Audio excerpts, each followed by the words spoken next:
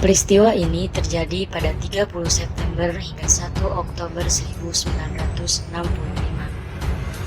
di Jakarta dan Yogyakarta, ketika 6 perwira tinggi dan 1 perwira menengah TNI Angkatan Darat Indonesia beserta beberapa orang lainnya dibunuh dalam upaya kudeta.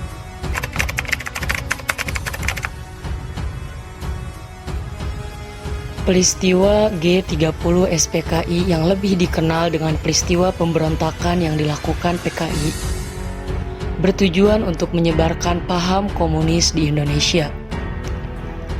Pemberontakan ini menimbulkan banyak korban, dan banyak korban berasal dari para jenderal Angkatan Darat.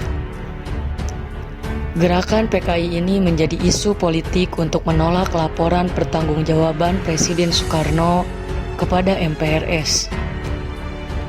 Dengan ditolaknya laporan Presiden Soekarno ini, maka Indonesia kembali ke pemerintahan yang berasaskan kepada Pancasila dan Undang-Undang Dasar 1945.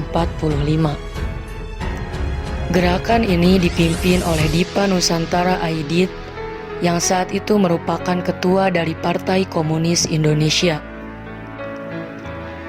Dipa Nusantara Aidit saat itu mengajak rakyat untuk mendukung PKI menjadikan Indonesia sebagai negara yang lebih maju.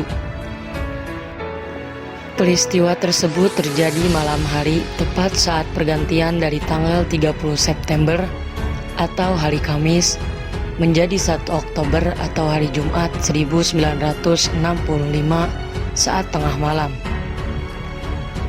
Peristiwa ini melibatkan anggota PKI dan pasukan Cakrabirawa. DN Aidit saat itu melancarkan hasutan-hasutan kepada rakyat Indonesia untuk mendukung PKI menjadikan Indonesia sebagai negara yang lebih maju.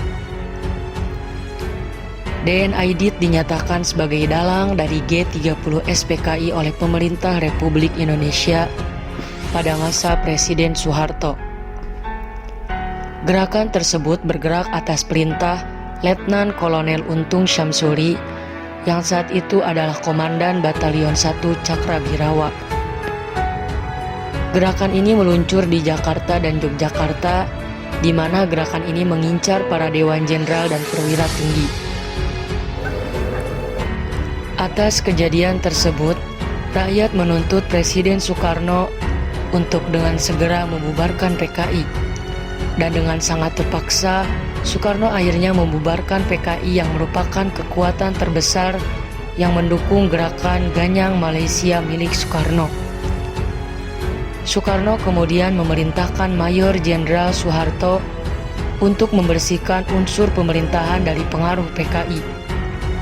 Perintah tersebut dikenal dengan nama Surat Perintah 11 Maret 1966. Yang sesuai dengan pernyataan Soekarno berisi mengenai pengamanan diri pribadi Presiden, pengamanan jalannya pemerintahan, pengamanan ajaran Presiden, dan pengamanan wibawa Presiden.